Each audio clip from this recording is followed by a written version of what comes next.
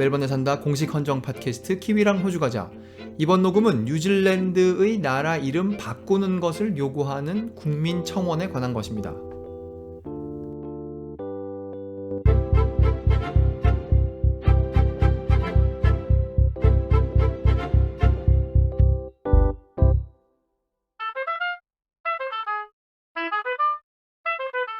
(2022년 6월 4일에) 녹음하고 있습니다.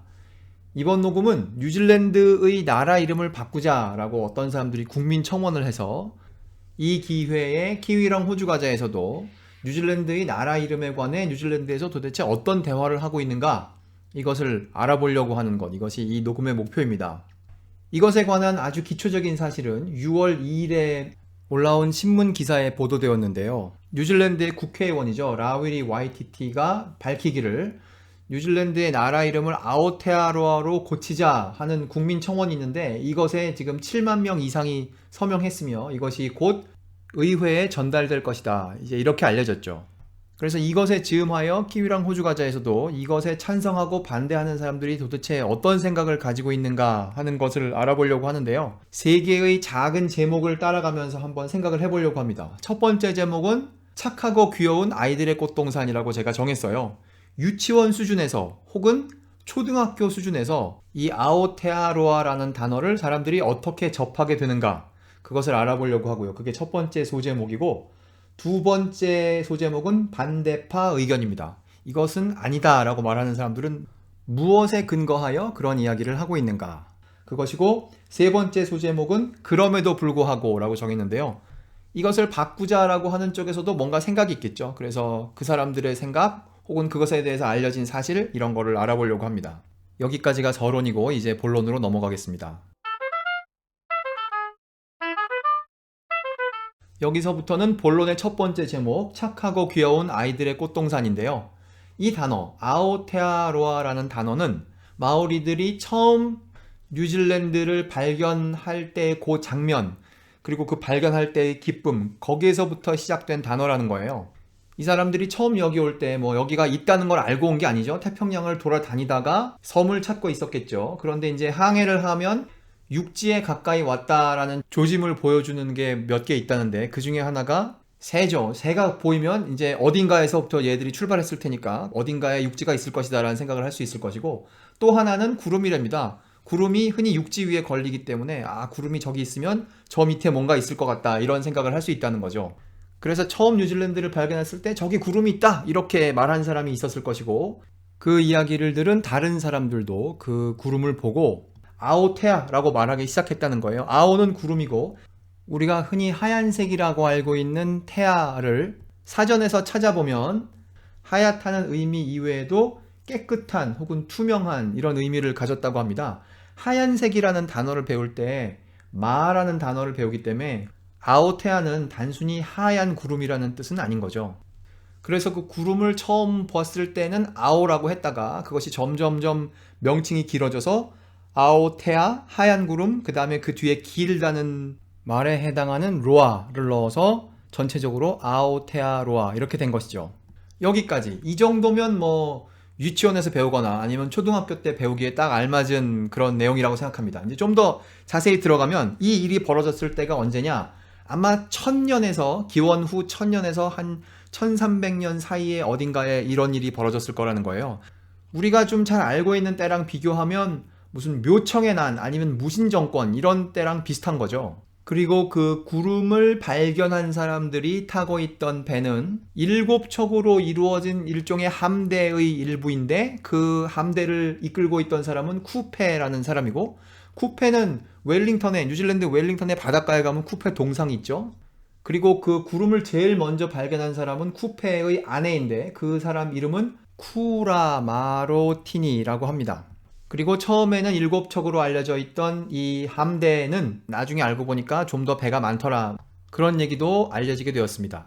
이것에 대한 좀 더 자세한 이야기는 키위랑 호주 가자의 과거 녹음, 로토루아에 관한 녹음에서 자세히 다루었기 때문에 여기서는 재방송을 하지 않겠습니다. 혹시 관심 있으시면 로토루아에 관한 녹음을 들으시기 바랍니다.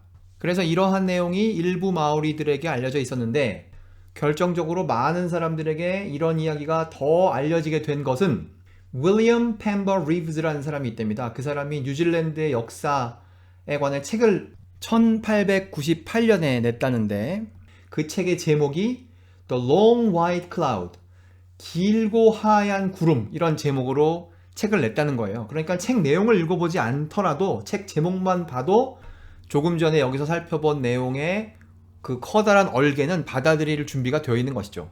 여기까지 길고 하얀 구름에 관해 알아봤고요. 여기서부터는 두 번째 소제목인 반대파 의견으로 넘어가겠습니다.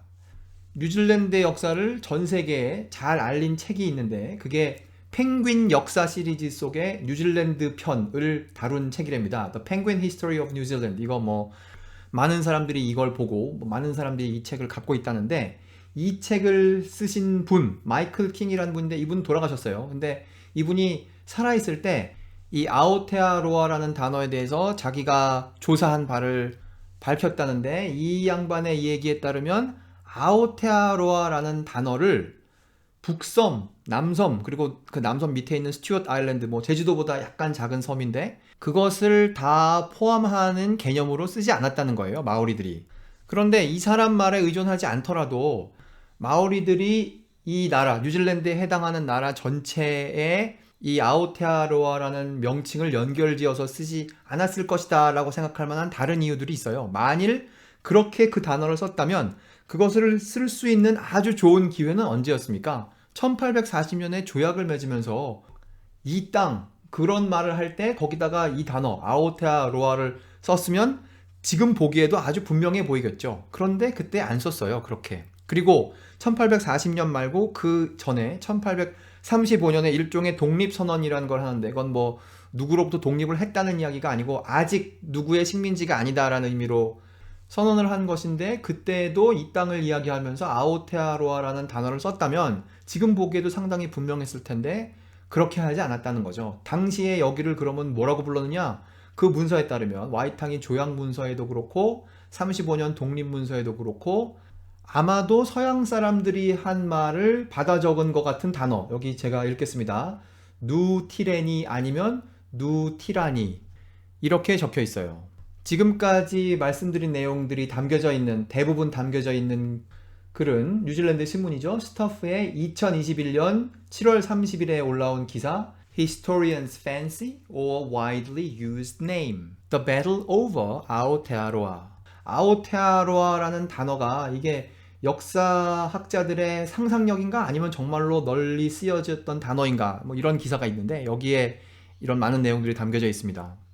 여기에 담겨져 있는 내용 중에 하나는 쿡 아일랜드에 관한 것이에요. 뉴질랜드에서 좀 북쪽으로 올라가면 쿡 아일랜드라고 있고 쿡 아일랜드는 한 뭐 1905년 이후에 대한제국 같은 군사권은 뉴질랜드에 주고 외교권도 뭐 어느 정도 의존하고 있는 그런 나라이죠.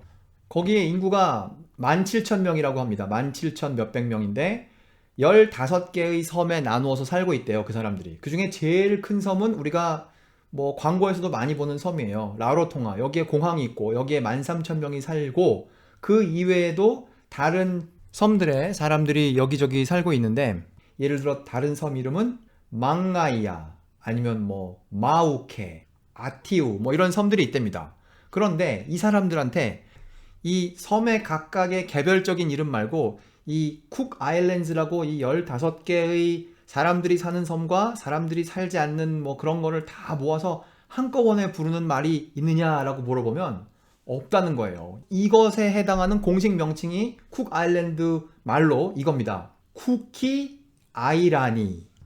소리로 보아 서양 사람들이 쿡 아일랜드에게 준 이름을 가져다가 자기들의 소리에 맞게 한번 바꾼 그런 이름이죠. 그러니까 쿡 아일랜드에 사는 사람들에게 섬이라는 것에 대해서 이름이 주어지는 것은 있을 수 있는 일이지만 요섬 요거를 모아다가 하나의 어떤 덩어리라고 생각한다고? 우리는 그렇게 하지 않는데 이런 것이 그들의 입장인 것이죠. 뉴질랜드의 역사학자인 폴 문이라는 사람이 이것에 대해서 비슷한 얘기를 합니다. 마오리에 대해서 하는 거죠. 유럽 사람들이 오기 전까지 마오리는 각자 한국말로 치면 가문으로 나뉘어서 살고 있었죠. 그래서 조약을 할 때도 거기 500 몇십 명이 따로따로 사인을 하지 않습니까? 이렇게 따로따로 살고 있는 것을 존중하는 것이 이들의 이념에 맞는, 사회적인 통념에 맞는, 정치적인 시각에 맞는 삶이라는 거예요. 그런데 그거 전체를 포함하는 이름이 있다는 것은 생각하기 어렵다는 거죠. 그래서 이런 이야기를 읽어보면 아오테아로아라는 단어가 있다는 사실과 그 아오테아로아라는 단어가 지금 생각하는 뉴질랜드의 땅을 다 포함하는 개념이라는 것은 같은 얘기가 아니라는 거죠. 본론의 두 번째 내용인 반대파 의견은 여기까지 하겠습니다. 여기서부터는 세 번째 소제목 그럼에도 불구하고로 넘어가도록 하겠습니다. 이 이름을 바꾸지 않은 국민청원을 의회에 가져오는 역할을 맡은 뉴질랜드의 국회의원 라위리 와이티티가 하는 얘기 중에 이런 게 있습니다. 아오테아로아가 적절치 않다면 그러면 우리가 살고 있는 나라가 새로운 질랜드, 이 질랜드는 네덜란드에 있는 동네 이름이라는데 우리가 네덜란드에 있는 동네 이름을 따와야 될 이유는 무엇이냐라는 거죠. 그러면서 뉴질랜드에 네덜란드 말하는 사람이 24,000명 있다 이런 얘기도 했답니다.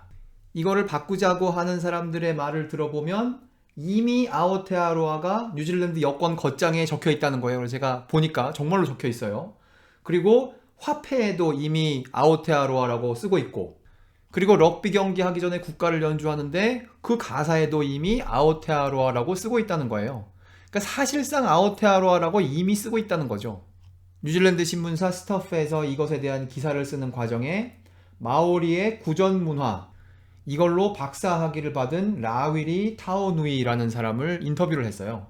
그런데 이 사람의 이야기에 따르면 1846년부터 1861년 사이의 기록에 아오테아로아라는 단어가 뉴질랜드 전체다라는 의미로 사용된 예가 30번 이상 있다는 거예요. 다만 그게 영어로 쓰여진 자료가 아니기 때문에 이걸 반대하는 사람들은 그걸 읽을 이유가 없는 것이죠.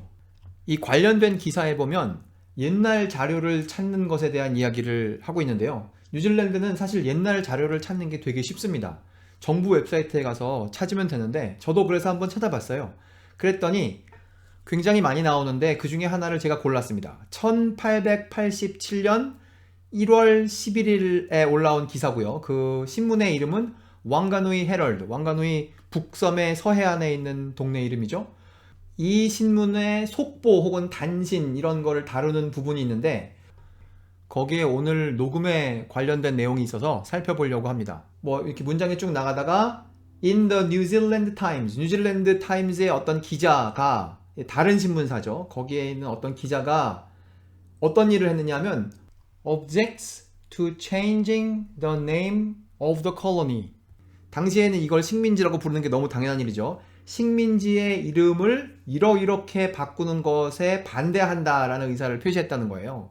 근데 어떻게 그 당시에 바꾸자고 했냐면 마오리아라고 부르는 것을 반대하고 또는 다른 말로는 질란디아라고 부르자는 사람도 있었는데 그것도 반대했으며 and suggest 그거 반대하고 다음과 같이 제안했습니다. 뭐라고 했느냐? 아오테아로아로 이 식민지의 이름을 바꾸자 이렇게 제안했다는 거죠. 사실 뉴질랜드의 신문을 보면 지명을 마오리 이름으로 바꾸는 거 심심치 않게 볼 수 있는 일입니다. 과거 지도에 Cape Kidnappers 이거 북섬 동해안에 뾰족 튀어나온 부분을 이렇게 불렀는데 이거 한국말로 해보면 뭐라고 할까요? 유괴범 곳 이렇게 바다에 뾰족 튀어나온 걸 곳이라고 하죠. 유괴범 곳 혹은 유괴범 갑 이렇게 부를 수 있지 않을까 생각합니다. 이거 옛날에 제임스 쿡이 왔을 때 거기 선원을 마오리들이 납치를 했기 때문에 이제 이렇게 부른 것인데 이게 얼마나 흉측합니까 이름이. 그런데 마오리들이 원래 여기를 부르던 말이 있었다는 거예요. 그걸 한국말로 해보자면 마우이의 낚싯바늘인데 이걸 원래 지명으로 회복을 해주죠. 2018년에. 참고로 이 마우이의 낚시 뭐 이런 얘기는 멜번에 산다의 2018년 녹음에 그 와이탕이 조약에 관한 녹음에 들어보시면 거기 있으니까 혹시 이 내용이 궁금하시면 거기를 들어보시고요. 이것뿐만 아니라 많은 지명을 마오리어 지명으로 원상복구 해주고 있죠. 그런 규칙을 적용하면 나라 이름도 아오테아로아로 할 수 있는 것이 아니냐라고 바꾸자는 쪽에서는 생각을 하고 있는데 만일 와이탕이 조약에다가 그렇게 적었으면 그 말이 맞겠죠. 그런데 이 경우는 아오테아로아의 경우는 다르다. 마오리들이 원래 쓰던 명칭으로 1840년 이전으로 회복해주는 게 아니니까 이것을 바꾸려면 국민투표가 필요하다. 대표적으로 이 국민투표 얘기를 하는 사람은 현재 뉴질랜드 야당 당수가 이런 얘기를 하고 있죠. 뉴질랜드가 이런 비슷한 국민투표 한번 한 적 있죠. 국기를 바꾸자 안 바꾸자 뭐 이런 거 해가지고 한참 복잡하게 한 다음에 결국 안 바꾸는 것으로 결정을 한 적이 있죠. 과연 뉴질랜드라는 나라의 이름을 바꾸는 것에 대해서는 이 사람들이 앞으로 어떻게 할지 멜번에 산다 공식 헌정 팟캐스트 키위랑 호주 가자에서도 지켜보도록 하겠습니다. 감사합니다.